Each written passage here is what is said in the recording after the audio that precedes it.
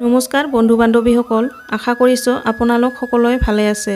আজি আমি আলোচনা কৰিম কেইটামান অতি মূল্যৱান বাণী, যিসমূহ বাণীয়ে জীৱনত জীয়াই থাকিবলৈ সাহস আৰু প্ৰেৰণা যোগাব। গতিকে ভিডিঅ'টো স্ক্ৰিপ্ট নকৰাকৈ কথাখিনি মনোযোগেৰে শুনিব। বিশ্বাসে আনন্দ দিয়ে, প্ৰেমেৰে যৌৱন, বয়সে নকৰে বুঢ়া, পাপেহে উচন।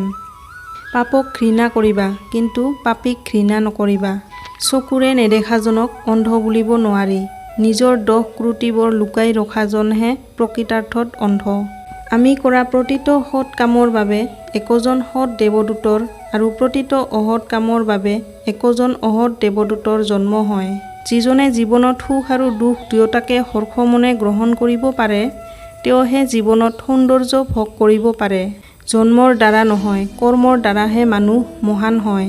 ধন হেৰালে একোৱেই নেহেৰায়, স্বাস্থ্য হেৰালে সম্পদ হেৰায়, কিন্তু চৰিত্ৰ হেৰালে সকলোখিনিয়ে হেৰায়। দান কৰা বস্তুটো নিদিয়াটো ঋণ পৰিশোধ নকৰাৰ সমান। তুমি নিজে সাধু হোৱা, তেতিয়া নিঃসন্দেহে ক'ব পাৰিবা যে এজন অসৎ লোক পৃথিৱীত কমি গৈছে।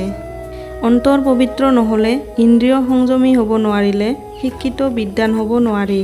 পাপীয়ে সদায় পোহৰলৈ ভয় কৰে, কাৰণ পোহৰত তাৰ স্বৰূপ প্ৰকাশ পায়। আজিলৈ ইমানেই। বন্ধু বান্ধৱীসকল, এনেকুৱা ধৰণৰ আৰু নতুন নতুন ভিডিঅ' পাই থাকিবলৈ মোৰ চেনেলটো ছাবস্ক্ৰাইব কৰিবলৈ নাপাহৰিব। লগতে লাইক, শ্বেয়াৰ আৰু কমেণ্টো কৰিব। ধন্যবাদ।